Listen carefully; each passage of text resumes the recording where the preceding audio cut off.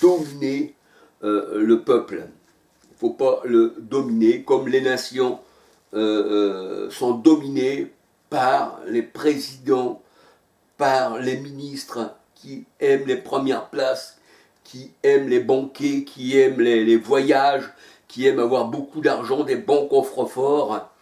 Et le Seigneur dit, ne leur ressemblez pas. Alléluia. Alors, Marc 10, versets 39 à 41, et on peut voir que le roi Saül,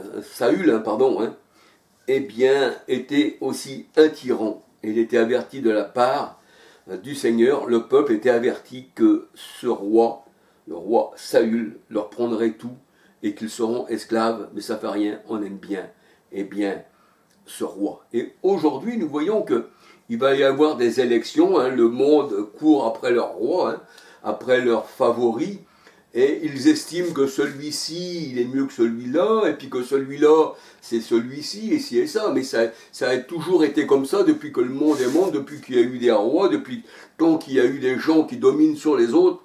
L'homme a toujours voulu choisir celui qui allait lui mettre des coups sur la tête. Voyez-vous?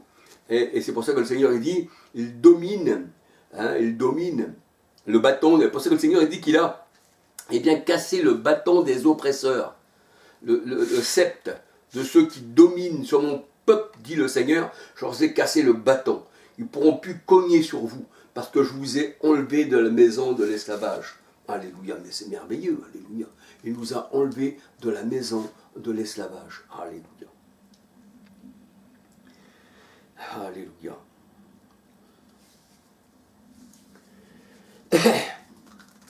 Et il est vrai que, connaissant la douleur, là, je vous parle pour les sacrificateurs de l'ancienne alliance.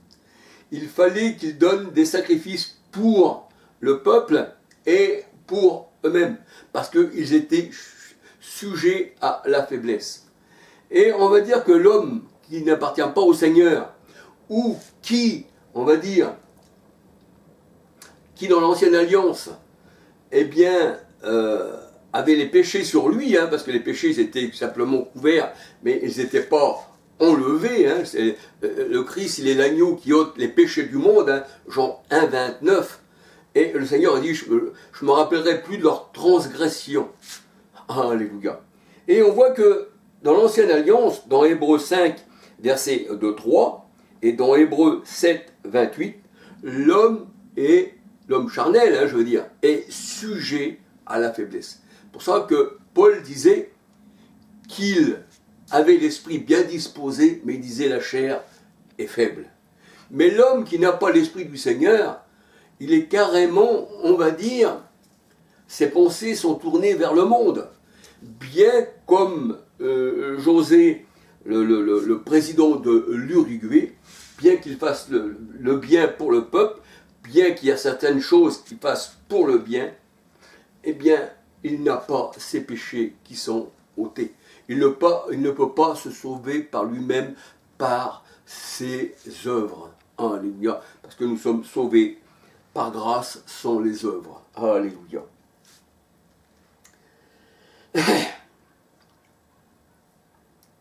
Alors, dans Hébreux 5, versets 2-3 et Hébreux 7, 28, là, je fais une distinction entre l'homme spirituel et l'homme qui est charnel. Alléluia.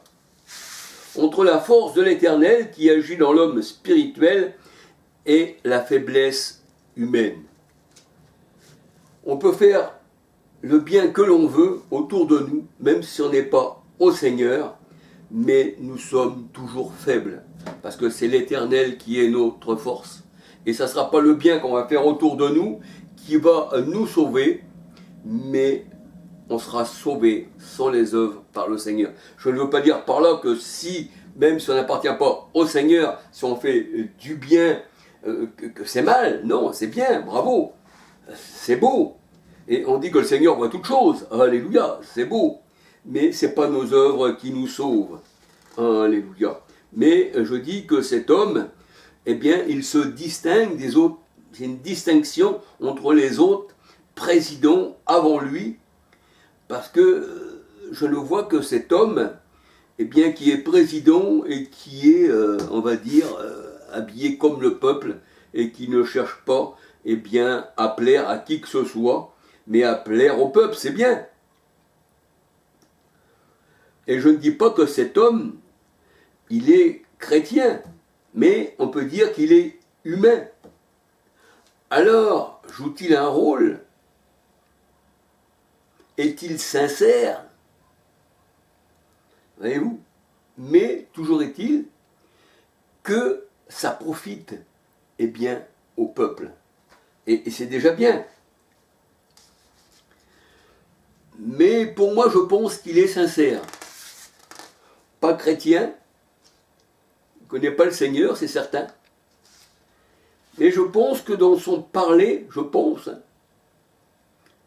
qu'il est sincère. Et par ces temps de chaos, parce que ordre par le chaos, ça c'est une devise, on va dire, du Vatican, où on voit l'œil franc-maçonnique, et sur le dollar américain, ordre par le chaos. Voyons que nous sommes, eh bien, dans ce monde dirigé par tous ces rois, je veux dire, parce que c'est toujours la royauté pour moi, hein, que ça soit roi ou président, c'est toujours le même qui préside. Hein, de le nommer roi ou président ou empereur, ce que vous voulez, c'est quand même la personne qui est là et puis qui dirige. Hein, il n'y a que le nom qui change pour moi. Hein. Eh bien, on voit que tous ces gens-là cherchent leur propre gloire et ils cherchent les guerres, les massacres, à vous empoisonner, à vous donner de la pourriture à manger, comme là je voyais encore Charal, ah oui Charal. Alors Charal, lui, il prenait des vaches qui étaient mortes, qui normalement devaient aller à l'équérissage, et il faisait, un certain temps, il faisait du cornet de bœuf. Bon, qu'il a passé au tribunal, et ci et ça, mais entre eux, comme c'est des grands, les tribunaux, ça compte pas beaucoup. Et là, je regardais ces steaks hachés à Charal, bien sûr. Eh bien, pour que ça soit plus lourd, alors il rajoutait de l'eau. Mais pour rajouter de l'eau, pour que ça reste dans le steak, il rajoutait à la viande de la farine, qui la farine, elle, absorbe l'eau et qui fait que le steak est plus lourd. Donc c'est aussi un vol au Charal, la griffe, eh bien, de l'espère. Mais de l'espère, eh bien, en escroquerie, je dirais. Voilà, hein, un peu comme tout, comme Buitoni, tout ça. Donc on peut dire que tous ceux qui dirigent, tous ces grosses banques, tous ces chefs, tous ces ministres, ces seigneurs et ces monseigneurs, et tout ce que vous voulez, eh bien, ils regardent tous à leur profit, et ils ne regardent pas, eh bien, d'empoisonner, eh bien, la population. Nous voyons que dans ces steaks aussi, eh bien, on y trouve, je regardais ça sur YouTube, hein, sur la viande Charal, on y trouve aussi eh bien, beaucoup de nerfs, tout ça. Alors, comme la personne elle dit, hein, normalement, tous ces nerfs, tout ça, c'était pour alimenter les bestiaux, hein, c'est de la viande pour les bêtes que l'on vend pour les animaux, mais qui se retrouve eh bien, dans les steaks, la viande d'animaux, elle vaut aussi cher que le steak que vous mangez, et puis qui est falsifié par la farine et l'eau. Vous comprenez? Et les gens, eh bien, ils disent, ah, c'est bien, c'est merveilleux, c'est bon, c'est de la marque. Oui, c'est de la marque.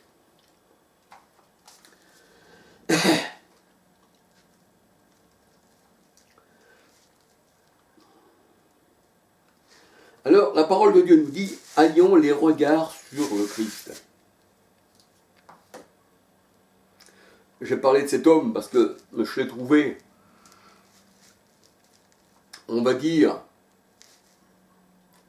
comment je pourrais dire, je l'ai trouvé différent de tous les autres présidents, de tous ceux qui se nomment, on va dire, grands dans ce monde. Je l'ai trouvé différent, c'est pour ça que j'ai voulu vous en parler. Et je trouve que si le monde, eh bien, commençait à devenir comme cet homme, bien qu'il ne soit pas chrétien, peut-être que les choses changeraient quand même. Et vous, le monde ne serait pas sauvé, non. Mais au point de vue humain, on pourrait peut-être vivre un peu mieux. Comprenez-vous? Et on regarde, la parole de Dieu nous dit, ayons les regards sur Christ. Alors, ayons les regards sur Christ,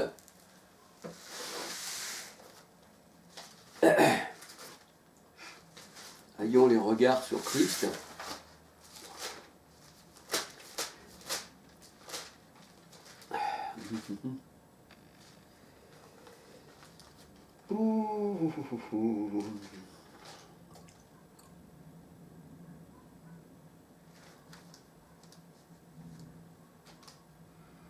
Excusez-moi, frères et sœurs. Hein.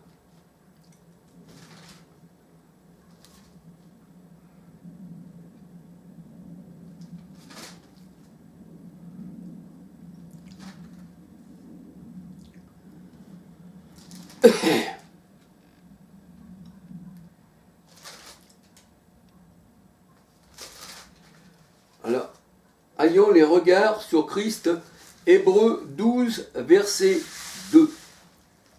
Il ne faut pas avoir les regards sur un homme, Jérémie 17,5, malheur à l'homme qui se confie dans un homme, donc je ne me confie pas dans un homme, bien qu'il y a certaines œuvres de cet homme qui me paraissent être honnêtes, mais il y a aussi des œuvres qui déplaisent au Seigneur. Alléluia. Mais je voulais vous parler de cet homme. Alors, vous pouvez voir cette vidéo hein, sur YouTube, mais il y a plusieurs vidéos, hein, il y a plusieurs journalistes et plusieurs personnes qui ont parlé de ce président. Donc, vous mettez le président de l'Uruguay, hein, un homme simple ou pauvre, et vous allez voir, il va vous sortir pas mal de vidéos à son sujet.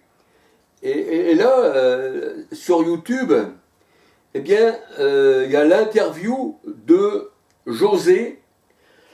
Alors, voir YouTube, hein, YouTube, l'interview de José Uruguay, humain. Les personnes ils disent qu'il est humain. Ben, oui, c'est vraiment humain. Et cet homme, il dit qu'il porte des cicatrices parce qu'il a passé par des périodes, par la prison, par la disette, par la faim, par la maltraitance, donc il porte des cicatrices. Même dans sa conscience à lui, il a surmonté des choses, et c'est certain, qui déplaisent au Seigneur. Et il n'y a que le Seigneur qui peut lui effacer ses blessures et ses cicatrices. Alléluia, dans Ézéchiel 34, verset 4. Alléluia. Alors, mes frères et sœurs, que le Seigneur vous bénisse, que le Seigneur vous garde. Alléluia. Soyez bénis. Voilà, j'ai voulu partager avec vous la vie de cet homme qui est toujours en vie, bien sûr, et qui a passé par divers, on va dire, divers routes chaotiques. Alléluia. Et il est vrai que si on n'a pas connu la souffrance, on ne peut pas savoir ce qu'est de la souffrance. Comme on n'a pas connu la faim, on ne peut pas savoir ce qui est de la faim. Quand vous regardez ceux qui étaient dans les camps de concentration et qu'ils restaient des jours sans manger, et paraît-il, j'ai entendu parler, je ne suis pas sûr, mais j'ai entendu parler qu'ils mangeaient de la chair humaine dans les camps de concentration, de la chair cuite, parce qu'il paraît que les bourreaux nazis, à l'époque, gardaient des squelettes des personnes pour les envoyer dans des musées, je ne sais plus quoi, ou pour faire des expériences. Et ils mettaient les corps dans de l'eau bouillante, que la viande se détache des os. Et il paraît que cette viande se trouvait dans des bidons, et puis que les gens... Maintenant, j'en ai pas la conviction, j'en ai pas eu mais j'en ai entendu parler, alors peut-être que vous pourrez peut-être trouver tout ceci sur les réseaux ou sur Internet, je ne sais pas. Mais toujours est-il que ces gens-là ont passé par la faim, par la torture, par la souffrance. Et je pense que ces gens-là, on ne peut pas leur dire qu'ils ne connaissent pas la souffrance, la faim et les insultes. Et en plus la peur des chambres à gaz et de la torture. Alléluia. Eh bien voilà, que le Seigneur vous bénisse, que le Seigneur vous garde. Et à la prochaine vidéo, si Dieu le permet. Alléluia. Gloire au Seigneur, gloire à son nom. Alléluia.